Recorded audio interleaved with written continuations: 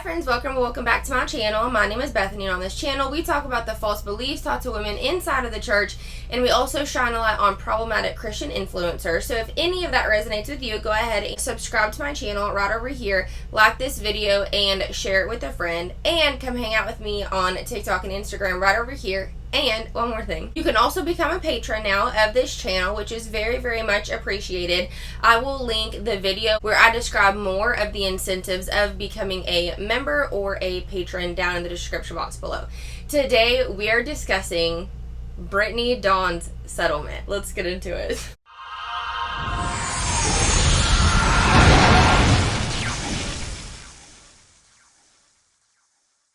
So I left y'all hanging on the settlement of Brittanydawn versus the state of Texas. And we didn't know if we were going to know how much she owes the state of Texas. Was there going to be, restitution? We didn't know really anything. And so it finally came out, and it is public knowledge as to the details of the settlement. I'm a little iffy on, this is going to sound crazy, but I'm a little iffy on if it's enough for me. Like, is it justice, in my opinion? Because some of the things, which we'll go through the documents, and I did get these documents on the Reddit page of Brittany Snark Reddit page, and I'll link that below as well. I did not take these screenshots, so I want to be able to cite my sources, so I'll put that in the description box below. But when I was reading through the settlement paperwork, I was like, well, duh. Like, we're going to read through it here. Not all of it, just, the highlighted points. But I was reading it, and I was like, well, yeah, no shit. Like, of course she won't be able to do that. However, I don't think I have the specific part, because these are just little bits and pieces of the whole paperwork. But she, in my understanding, this is not fact, in my understanding, it says that she can't say that she's innocent. Like, she has to essentially keep the title of guilty and just said, oh, we had a settlement. Like, she literally cannot utter, I am not guilty, because that's within the settlement paperwork. Like I said, from what I understand, but I'm not a lawyer, if you can believe it or not. So let's go ahead and go through the court documents. We're gonna read some of it, but if I can sum it up, I will. Okay, so permanent injunction. So these essentially are the things that Brittanydawn can no longer do. And when I was reading it, I was like, well, duh. Like, we know, like, she hasn't done this since she, was sued by the state of Texas. What makes us think that she's going to try to do that again? I'm not sure, but I know for legal purposes, they have to list everything just in case people can, find a loophole.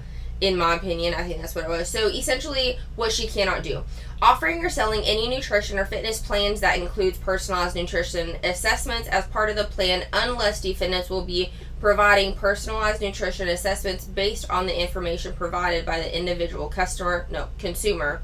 Offering or selling any nutrition or fitness plans includes personalized nutrition assessments and modifications as part of a plan.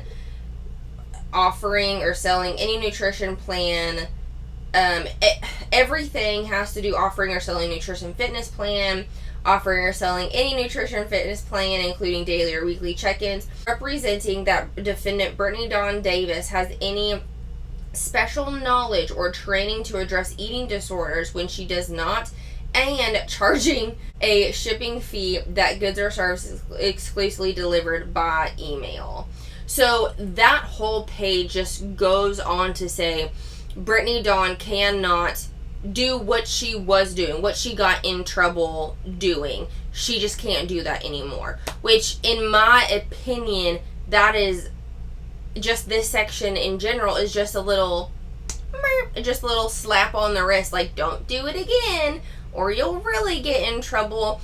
I don't think that is justice, in my opinion, for the victims that had their money stolen from them, allegedly.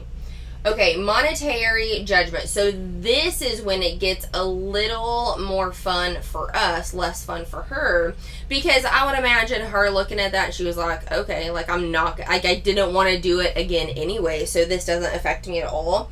However, the state of Texas shall have judgment against defendants in the total amount of $531,320. Okay.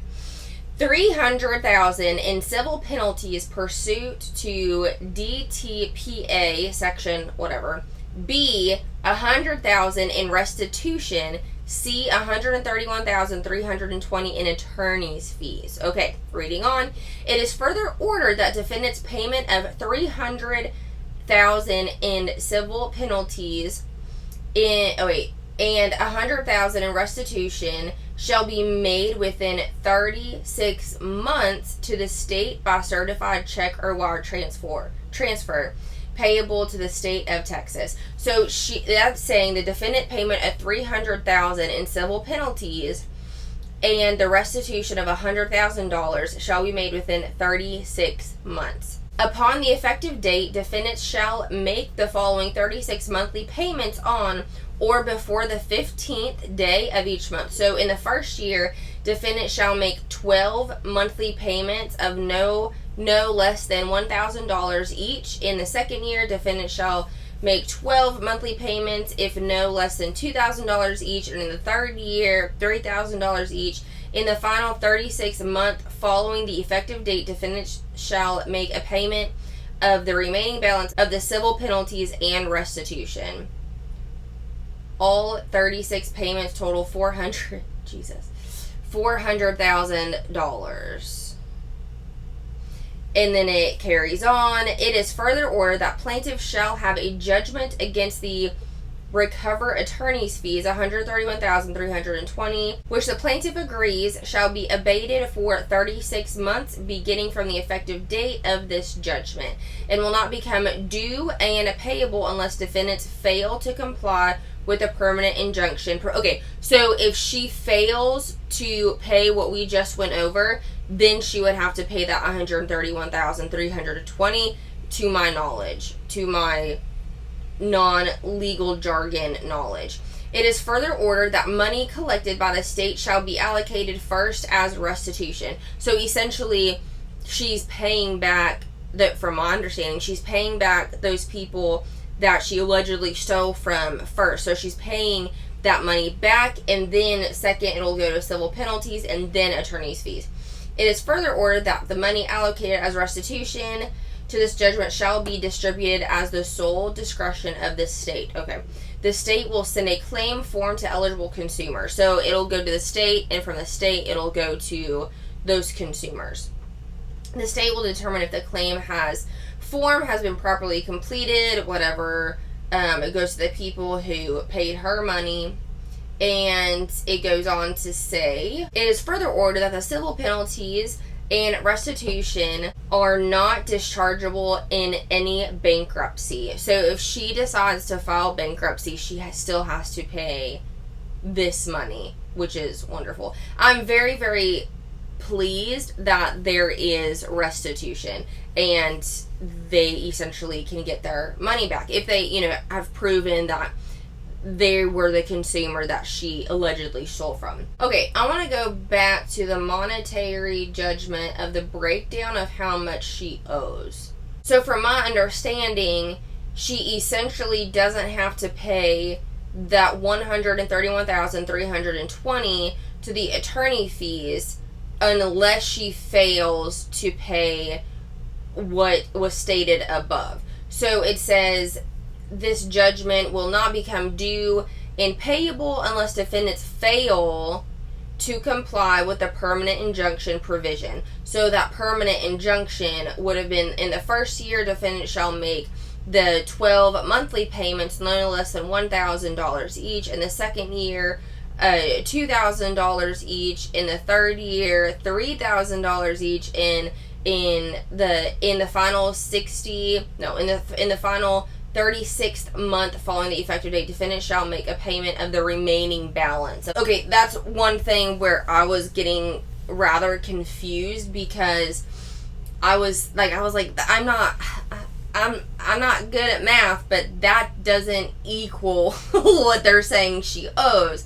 So, A, she does the 12 payments of the $1,000. B, the $2,000 for the other 12 months, and then the 30 or whatever. D, the final 36 months following the effective date, she shall pay the payment of the remaining balance. Okay, so whatever is left over, then she pays of the $400,000. So in 36 months, she has to pay, Jesus, in 36 months, dude, she has to pay $400,000. And if she fails to do that, then she's paying the $131,320.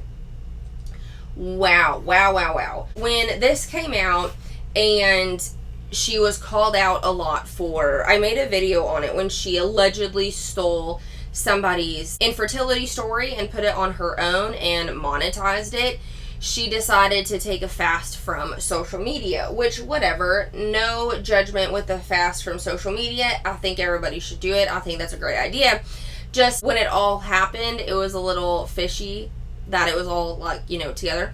And so she came back, that was about a month ago, and now she's on social media again, and she just put a video out saying, I deleted social media, but, you know, she's on social media again now.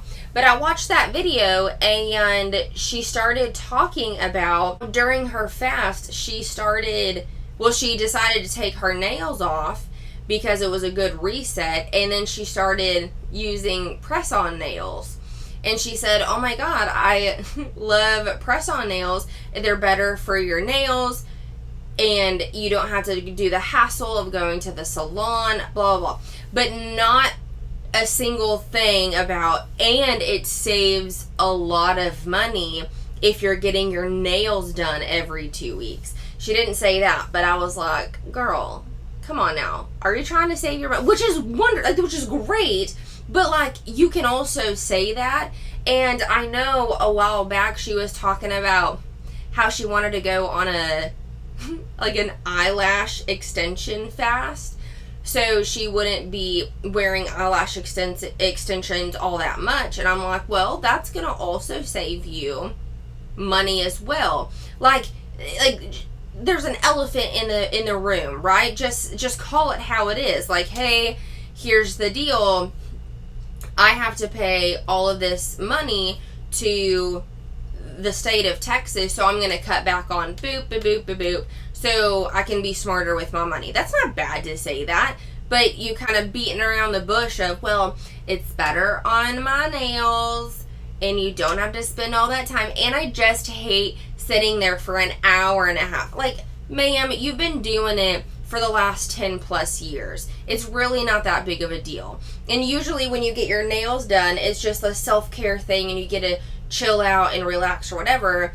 But I think in my opinion, she's so, not just social media creator, but she has to live up to this specific persona of perfection, of her hair being done a certain way, the makeup on all the time, the nails done all the time, like the lashes on all the time, like being cute 24/7 because she has a career in social media. But that's not real life though. And in this video that she just put on YouTube, she was saying that, you know, social media has, like, she's been a social media content creator for about 10 years, and you know, there's a good and bad when it comes to that, because yeah, you can make your own schedule, but you can't necessarily turn it off like you kind of can with a 9 to 5. You can just come home and whatever. With social media, which I can also relate, you can't just necessarily shut it off. There's always something more that you can be doing. And she was saying that it was getting in the way of her and her husband's relationship when he told her, I'm really enjoying this valuable time, like this no social media time together. And in the video, she was like, and I, you know, really thought about that, and now I'm going to carve out time for my husband during the day, essentially. And I'm like, ma'am, or if this is such a toxic work environment, get another job. Like, you wouldn't sit in your cubicle from, 9 to 5 and be like, oh my God, I like my job, but at the same time, it is so toxic, it is so demonic, it is so whatever, and just stay there. You'll probably find a different career, but I don't think she'll do it. And two, like, if you're at a job and it's getting in the way of your relationship, wouldn't you want to try to find something that's not going to be as straining?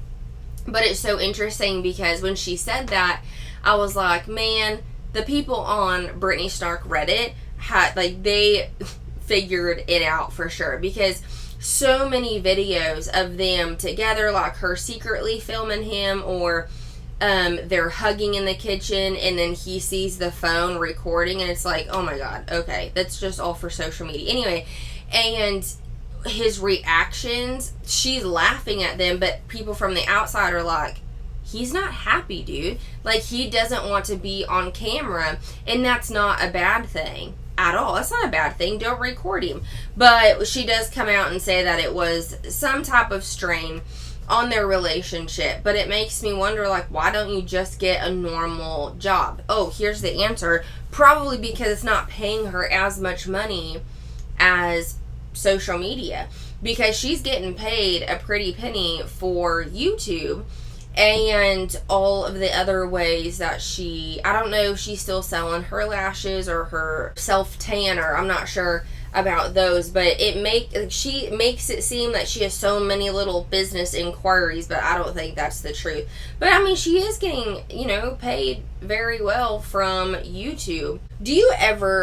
Real question, do you ever have bad days and you're reminded that, number one, you weren't sued by the state of Texas, and now because the settlement came out, you don't have to pay hundreds of thousands of dollars to a state? It kind of makes your day a little better. So, any hoodles, that's what's going on with old Brittanydawn. And after her fast, she's been putting something on social media saying, I'm coming out with something in like 5 days, and that was a few days ago, so we'll just kind of have to see what she's talking about, which we don't know if she's even able to come clean over the lawsuit, because it might be in an NDA maybe, or maybe it was in like court documents saying that you can't talk about said thing anymore, because forever and ever she's been like, after the lawsuit, I'm gonna explain everything to you, I'm going to explain my testimony to you. But who knows if she's going to be able to do that, which, if that's the thing that she's talking about doing the next 5 days, like, that's not groundbreaking. That's not going to change anything. And from my understanding, again, you can't say, well, I'm not guilty, like, I didn't do it. She's, in my opinion, just going to blame it on somebody else, which I think is going to be her ex-husband. Any hoodles. So, that is what is going down with her. Y'all have been all up in my DMs on Instagram saying, did you even hear? Did you hear? Because I've been not taking a social media break, but it inevitably kind of was that, because it's been just crazy around here the last week or two. Because at first, I posted something the other day on my community post saying we're really excited about something big is happening, but now the big thing is not happening anymore. And then we get news about something else today, and it's been an emotional roller coaster. But at the same time, I also don't have to pay the state of Texas $400,000. So I think I'm a little better place than Brittanydawn. Alright, so let me know what your thoughts are down below. I'm happy to be back. And again, if you would like to support me and my channel, you can always become a patron, which is down below. I appreciate y'all so very much. Go touch some grass today. If you feel like commenting something mean, just throw your phone away from you and go move your body. Go eat something green and move your body. And always remember that you're a fierce and powerful motherfucking woman. Okay, I'll see you next time. Bye!